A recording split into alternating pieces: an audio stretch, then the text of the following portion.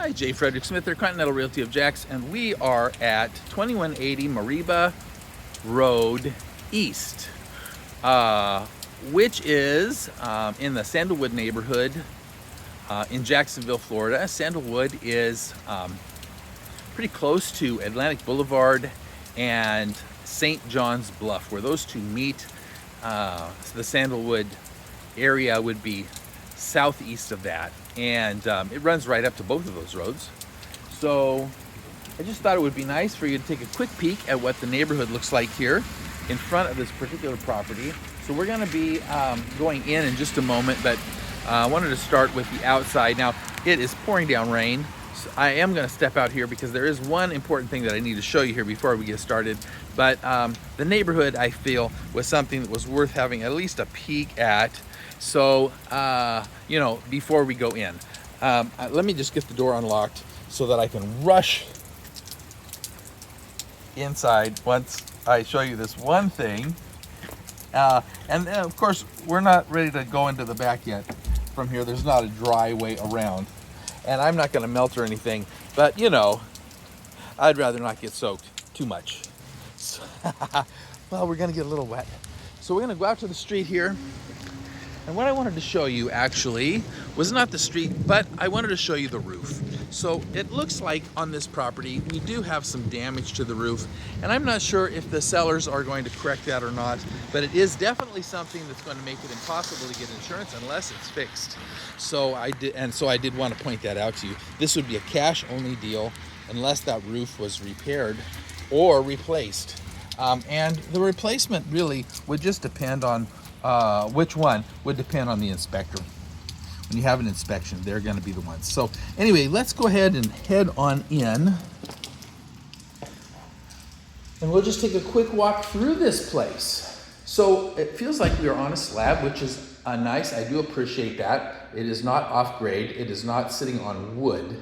So we don't have to worry quite as much about termites as we would otherwise. This is a luxury vinyl plank floor, and I can't tell the quality of it. It's not super high end though, I will say that much. And whoever laid this floor down doesn't really have lots of skill with it, because rather than laying it down as one contiguous piece, they did put these transitions in the doorways, like here, and here, and here, and there, when in reality, all this flooring can be put down in a way that it is all connected together and there's no transitions necessary. So that's not a big deal though. Let's just go ahead and walk through the rest of the house and we'll check it out. This is the kitchen. What we're looking at here is quartz countertops. These are not new. I can tell you that because of the transitions between one slab and the next. But they still look nice, cream color. And these also are not new cabinets. Although they are newer cabinets, we don't have soft close. We don't have soft close drawers either. So we've got a single deep basin sink. There is no garbage disposal, which looks out over the backyard, which is not too big. We'll get out to that in just a minute. Stainless and black range, stainless and black dishwasher, and a newer touch smudge resistant, quote, stainless, end quote, refrigerator. It's not really stainless when they're the smudge resistant ones, but you know, it's good enough.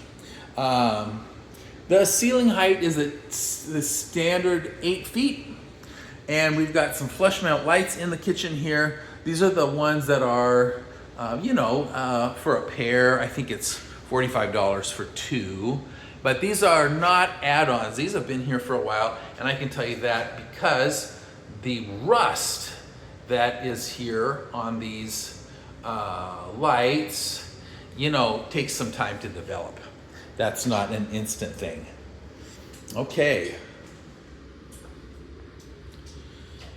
Looking out at the backyard, we've got this paver patio. Looks like it's had some other things glued down on the top of it. I don't know what that would have been, but whatever it was has been taken up.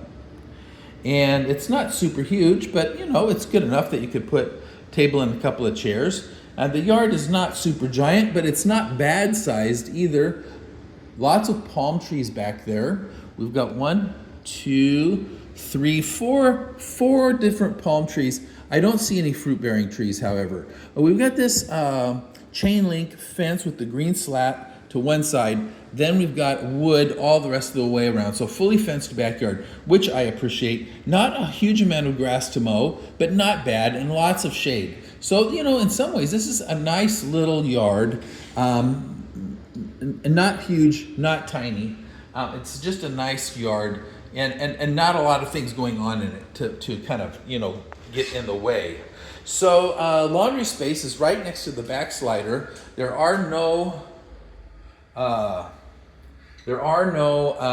washer dryers here, but the hookups are here. There's the hookup for the dryer and for the washer, and then the outlet for the washer. All of it is in a little cluster here, and there's room for 2, but I think probably if you put a side-by-side set here, that the doorway would be blocked off. What you would need to do is put a stackable set right here. That would be the optimal way of getting your washer dryer into this house.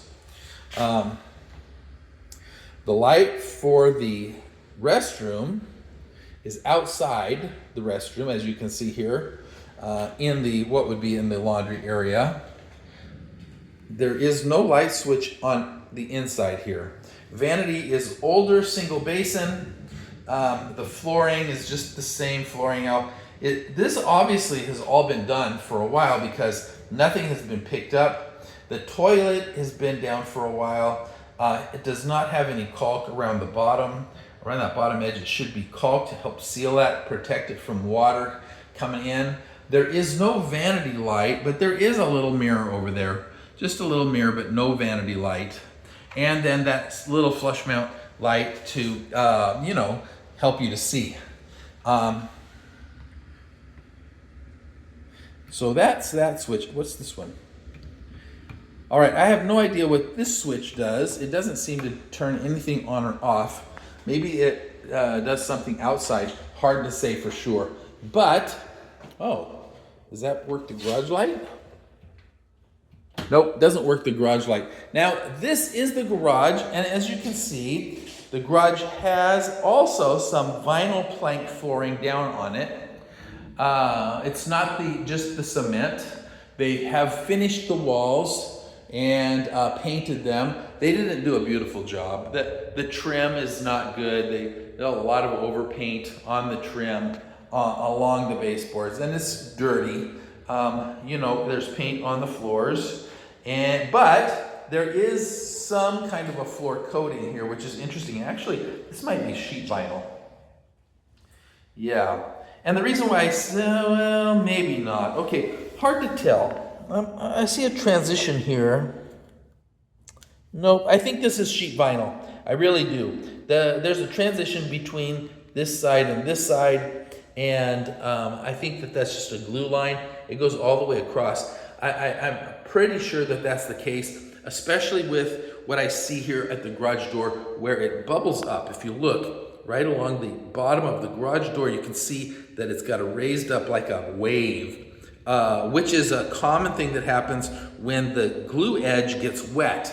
So if that is going to the outside, and I believe it is, then that glue edge of that vinyl may be picking up some moisture underneath it, which would cause that to curl up. And I bet that's what's happening. Okay, electric panel. So we got a GE panel. This is in good shape, but it's not new. I can tell you it's not new because we've got a 150 amp service with the main cutoff actually in the panel. Now a new service is going to have the cutoff outside at the meter, and that's so that the fire department, if they ever had a problem, could come and turn the power off to prevent, you know, further trouble when there's an electrical fire. Also, there is what appears to be a pull-down ladder up here, although I don't see a way to actually pull it down. It does appear that that's what it is, and I think that we just need to hook into something on this side, and that it would fold down. You get the fold-down ladder for storage space up in your attic. That's what that's all about. Okay, so this is kind of the back part of the house. So let's head into the front part of the house and the bedrooms. Now we already got a look at the living room, which isn't too bad. It is right next to the kitchen, of course, but it is not open to the kitchen, if you know what I mean. Everything here seems like, it is just kind of a normal, it's just like a normal room. It's not very big, 16 by 23, something like that is my guess for size. And one shared wall with the kitchen, which if that wall was missing, of course, it would be much more open, but you have to have something there. Now, if you're someone who likes to do, changes to your house and wants it more open and spacious, well, an easy way to do that here would be to open up the center of this wall and put in a bar. So it'd be like a breakfast bar. And you could just open that wall up and then you'd be able to see through it. Now, when you look at the other side here, what that would mean is that you would probably have to pull out a couple of cabinets. These cabinets and maybe that corner one would have to come out, and then maybe some like these up above. If you opened it up, you could open it up to right below this size of cabinet. So then you'd have this opening here in which you'd be able to see into the living room and have a little pass through there. And it's not, some ways it's better just to have the cabinet space, but if you wanted to have it more open, that would be the way that would be the easiest, and that would be probably a pretty easy thing to have done. Wouldn't take a huge amount of work. Okay, into the bedrooms. So this will be bedroom number one. I believe this is a 2-bedroom house. Bedroom number one. Now, strangely, when I'm looking, it appears that the light switches are all the way into the back of the bedroom. Now, I don't know why they wouldn't be by the door, but they're definitely not. So let's see. We've got 2 switches here. The first one is the light. The second one doesn't appear to do anything, but my guess is that it powers an outlet, probably that one outlet on the wall there. That's the only outlet in this room. There's no others. And I would say that most likely this switch drives that outlet. So if you had a lamp there, you could turn it on with the switch. But it's weird that the light switch is in the very back of the room. Not the strangest thing I've ever seen.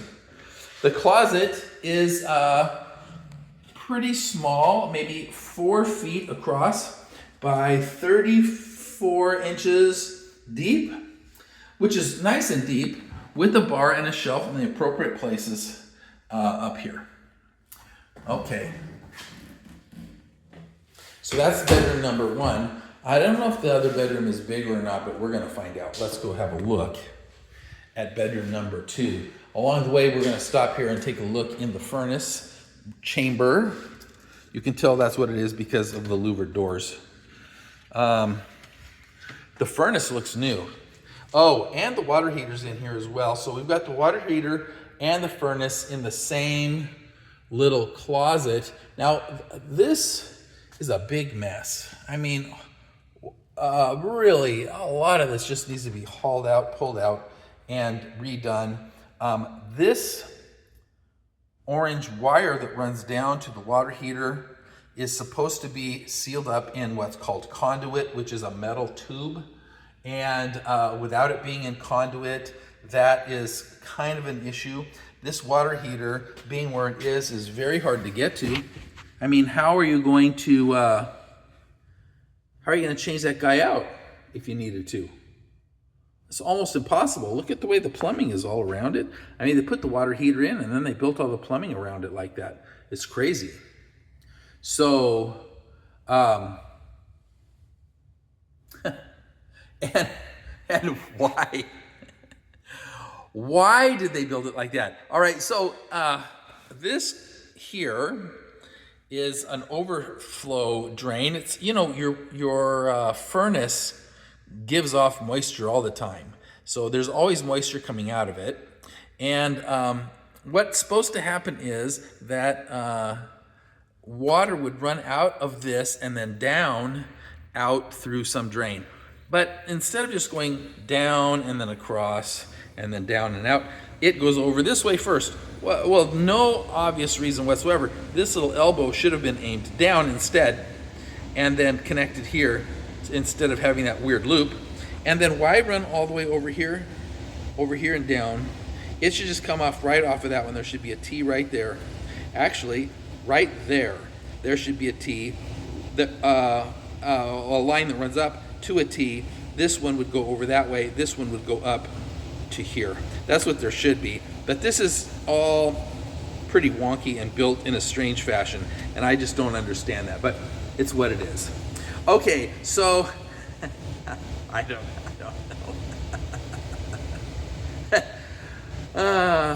You know, it's the kind of thing that a homeowner would do. It does work, I'm sure. It's just when you have lots of turns, that's places for things to gum up, really. And so it's always better if you have as clean and straight lines as possible with your plumbing. So, you know, anyway, it's just a chuckle. That's all that is. Let's go ahead and continue. This is actually 3 bedrooms. So we saw the first bedroom, which is the smallest. This is bedroom number 2 in the back. This one isn't too bad size, at maybe 16 by 16 with a window that looks out over the back, or out over the side anyway, and a nice ceiling fan. Double door closet here, although the door is off the track. And they don't have, there's supposed to be a thing to hold them and stop them from swinging, but they don't appear to have that.